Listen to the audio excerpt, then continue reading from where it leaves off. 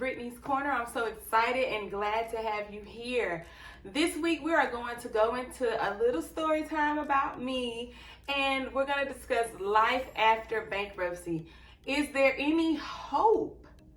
Stay tuned. I have some answers for you. Chapter 7 bankruptcy allows for people to dispose of any unsecured debts. Well, Brittany, what are unsecured debts? Unsecured debts are anything like medical bills, credit card bills, unpaid car loans, like you're facing repossession or you have undergone repossession,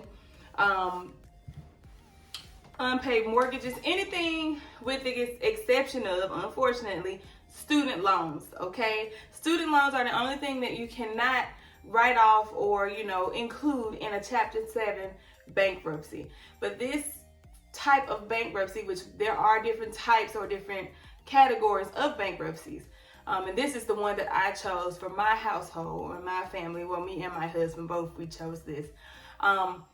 This bankruptcy allows you to liquidate all of these things without having to necessarily pay them off.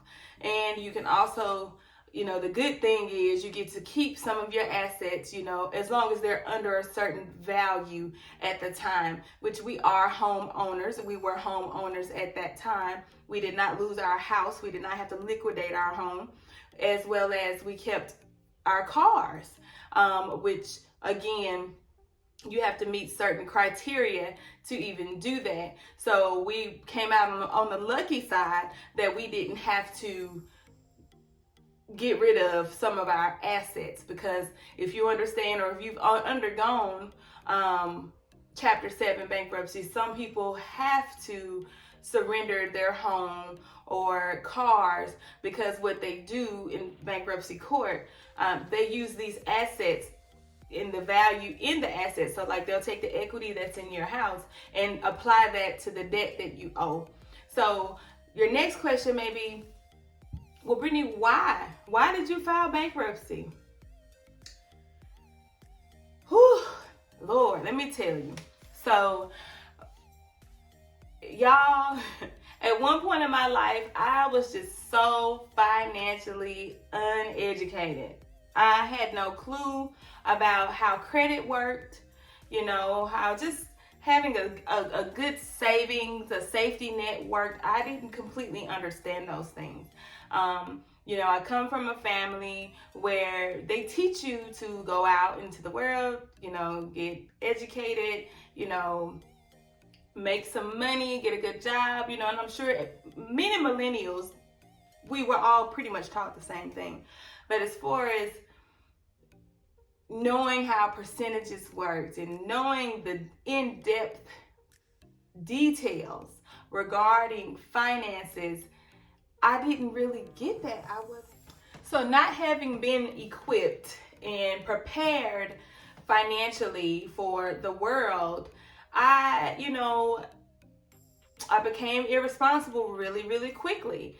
And, the good thing about me and my spouse, we kind of balance each other out. He was always pretty frugal. He was always pretty tight-wad with his money. He was good with credit. He didn't go out and acquire every credit card that was offered to him, whereas Brittany, on the other hand, I got my first credit card, and within the same weekend, within a couple of days, that credit card was maxed out. I didn't quite understand how credit worked, okay? I would make a few minimum payments here and just say forget it. And this started early on in college, and then of course, it followed. Mind you, I filed Chapter 7 bankruptcy in 2019 and was discharged in 2019 as well. So it's been a couple of years, but just to give you an idea of how recent this change was for me, and how much has changed in 2 years, it's a miracle almost. But in saying that, my husband and I, we went through some things when he took on a job change. Okay, he had been working for a said employer for quite some time. He was making great money, and it got hard really fast. And so when my husband switched his job, that's when ish hit the fan for us. And so to put things into perspective, yes, I work full time, but of course his income really covered as the umbrella for our household. And so it was hard. It was hard to find that balance. It was hard to continue to live in those means that we were able to live in when both of us had that employment or that income that was sufficient enough to secure all of the things that we had incurred. Well, that dwindled quickly, okay? After sitting down one night, my husband and I, and we were configuring all of our debts, we had about $25,000 in credit card debt, medical bills, and that's not even to include student loan debt, okay? That, again, can't be counted. But it was becoming ridiculously outrageous. And we knew something needed to happen. Something needed to change. So my husband and I made a decision to file Chapter 7 bankruptcy. And with making that decision, we began to do our research. We began to understand. We knew some people, some friends and family who had undergone bankruptcy. And so we had people to refer to in regards to their experience and what they thought about Chapter 7. And from there is how we made our decision on which to file. And we wanted something to be done quick. We wanted it to happen. We didn't want it to be years-long payments like the Chapter 13 offers. We wanted to just hurry up and be done with these debts. We were getting, collect calls. We were starting to not be able to keep up with minimum payments. Now we're starting to get lawsuits. The threats were just coming in left and right. And that, if you understand how lawsuits work, especially having to be sued in debtor's court, it's no fun, and they don't have any care or compassion regarding your circumstances. So it can be humiliating in a sense. And at this point, you just need relief. So that's what we needed. So we went on to file Chapter 7, and we obtained an attorney. We did, you have the option of doing it on your own, filing all your paperwork, and then going to debtor's court by yourself, or you can, obtain a lawyer. We obtained our attorney. Y'all excuse me, I'm getting my notes together for y'all. Now, I know y'all probably like, well, you're a financial coach, you're into budgeting, you talk about budgets, and you do this and you do that. But let me just say, just 2 years ago, y'all, literally 2 years ago, your girl was not with it. Budgeting was not my thing. Building a savings was, I knew to build a savings. We had a savings, but it definitely wasn't our safety net, because my safety net was my credit cards. And again, I was just super financially illiterate. Okay, I was not equipped for the things that I was going through. This was a bout lesson for me. It definitely taught me better on the opposite side, because I was traumatized from the experience. Now, I'm not saying that bankruptcy is just the end all be all, or that it's horrible, because it's not. Honestly, it saved us. It saved us financially. It got us out of the chokehold that I felt like our finances had us in. And it gave us that instant relief that we so desired. It did. It provided that for us. But honestly, it was an uphill climb coming out of the hole that we got ourselves into once we filed Chapter 7. As I was saying, we filed our bankruptcy using our attorney. Then, you have to go to debtor's court, and you have to speak with a judge or a court clerk. And you have to go before them in front of all these other people that are in there, and you have to talk about the debts. And they're going to go through every debt, and you have to, admit or attest to being aware of the debt. And nothing was more embarrassing than having to go through that. Then our lawyer, part of the requirement, we had to go through debt counseling, and we had to take, debt repair classes. and we had to show completion of it. We had to get certificates for it. So it was certain things that we had to do and to learn in order to even get out of the bankruptcy filing process. Going through all of that, we were later discharged from all of our debts. We received our discharge statement, and life became new again. Life became fresh. We had our fresh start that we were hoping, and the phone call stopped. Thank you, Jesus. Phone calls stopped. The threats stopped. Instantly we were relieved from the pressures and the pain that's associated with filing Chapter 7 bankruptcy. All right, so those were the pros. That's the good stuff, right? We no longer had to deal with that. But the downside to it was that now my credit is shot. I don't have a single credit card to my name. I can't just go out and acquire credit because nobody wants to give me credit because my credit is now shot. It's ridiculous. My score dropped down into like the low 500s, from the 700s to the 500s, okay? It was ridiculous, y'all. My credit took a major hit, all right? And then trying to go back afterwards to some of the people who I had credit cards with y'all, they're not gonna be apt to lend to you again if you just filed bankruptcy and I couldn't get. So we had to do the work to rebuild afterwards. There is hope, but there is a lot of work in rebuilding your credit after bankruptcy. We knew that, the home that we live in and we're grateful for is our first home, but it's not our forever home. And ultimately, we want to buy a new home. Well, there are certain parameters when you file Chapter 7 or bankruptcy altogether that you have to follow. And a lot of it is based off of, you have to show proof that you are financially responsible now. You have to be able to show proof to the lenders that you're going to for these home loans that I am not that same person again. I am not that person. That's what you have to show proof of when you file Chapter 7 or bankruptcy anyway. So, well, Brittany, where does your credit stand now? Where are you now? Are you financially, turned around? Yes.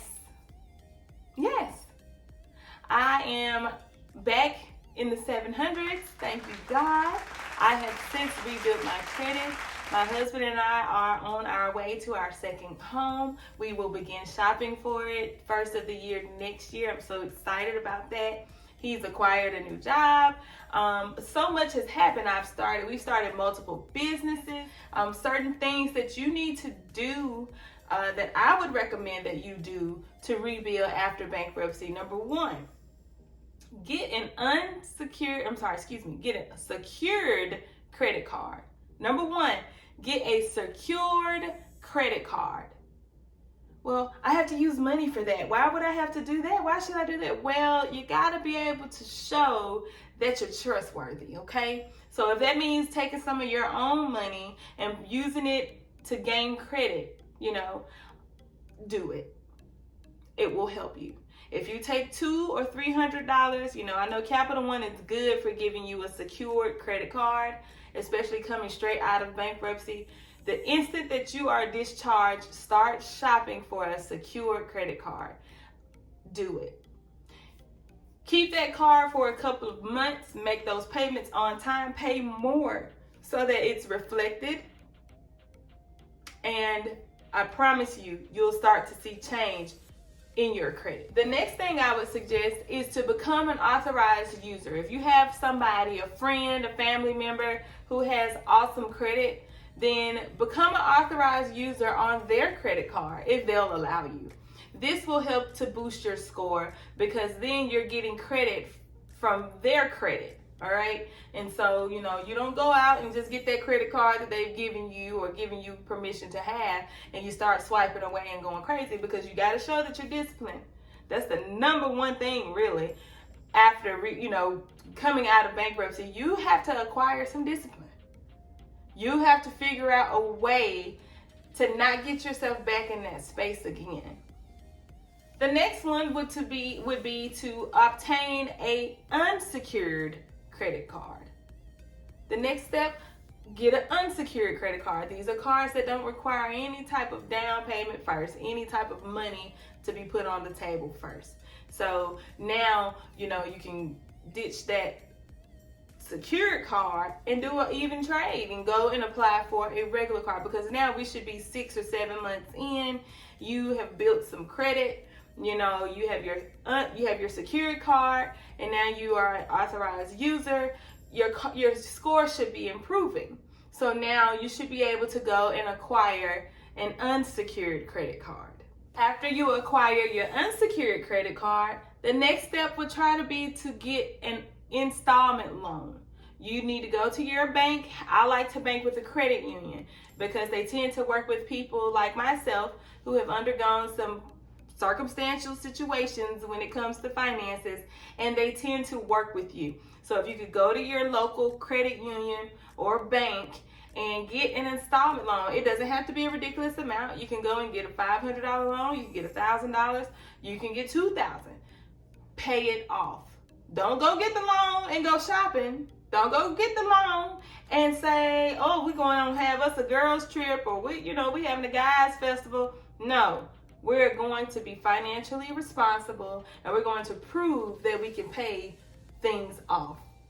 So the trick to the trade is to use that debt to pay the debt. You get that loan, you go stash it, you put it in the account, and then you take it and you use that same money and you make the payments on that loan. Because the ultimate goal here is I'm building my credit. Okay? Don't obtain more than you can bear. I suggest sticking to 2 or 3 credit cards, no more than that. And honestly, I would not go out and acquire store credit cards for a number of reasons. They have ridiculous interest rates. They have the worst interest rates. You want to go out and you want to acquire like a major credit card company. Now, I know that's ridiculous, or it's kind of hard coming out of bankruptcy because you get the poor credit cards offered to you first. I'm completely aware of that. I went through that myself.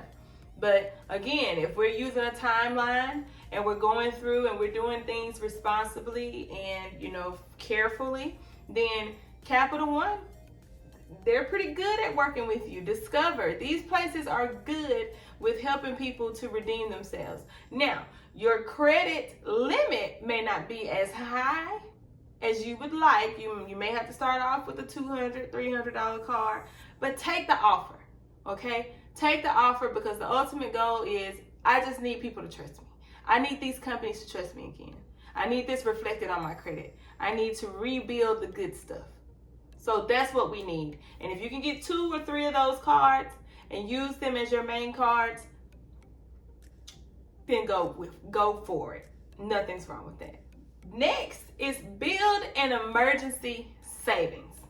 You have to. I had to learn that. Me and my husband had to learn that building a savings will save us 1,000 times over. Number one, it will keep us responsible when it comes to our credit cards and the usage of our credit cards. Number two, it will catch us when unexpected things happen, okay? Which landed us into debt before.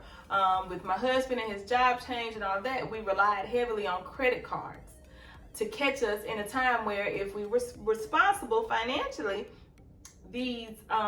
our emergency savings would have been our savior at the time.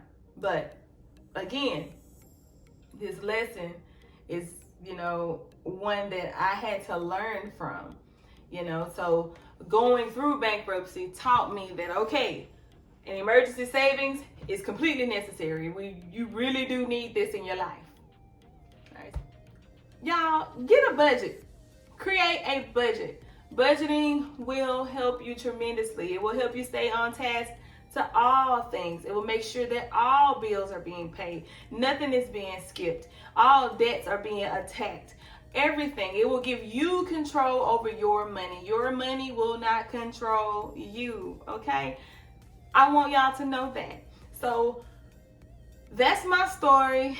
That's what Brittany went through. That's a little bit about me, y'all. The first story time on my channel. I'm so happy that I was able to share that with you guys. But I want to let you know that yes, there is green grass on the other side of filing bankruptcy. Okay, there is something to look forward to. You can rebuild after bankruptcy.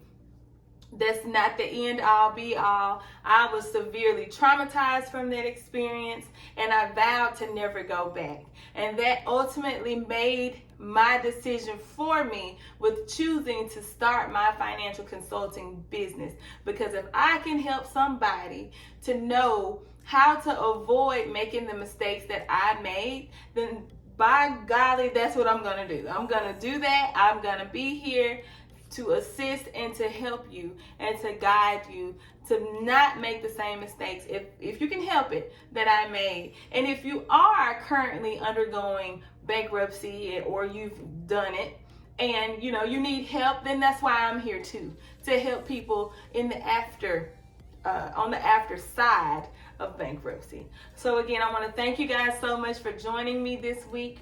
I hope that you found this information fulfilling. I hope that, those of you who have gone through bankruptcy, you find some hope and motivation to keep pushing, keep working towards your financial goals. It's not the end for you. I can speak to that. I know personally. I've acquired things. I've bought a car. I've done so much since filing bankruptcy just 2 years ago, y'all. And like I told y'all earlier, we are on our way to our dream home. So keep the hope alive, y'all.